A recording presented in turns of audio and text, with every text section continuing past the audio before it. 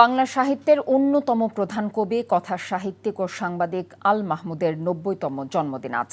১৯৩৬ সালের ১১ জুলাই ব্রাহ্মণবাড়িয়া জেলার মোরাইল গ্রামে জন্মগ্রহণ করেন তিনি।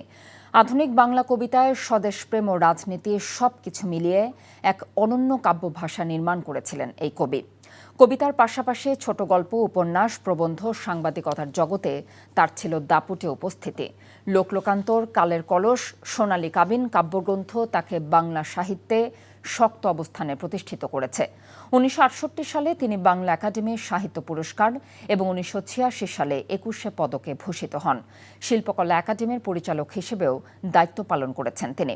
সাহিত্যের পাশাপাশি সাংবাদিকতা ও সম্পাদনায়ও রেখেছেন গভীর ছাপ।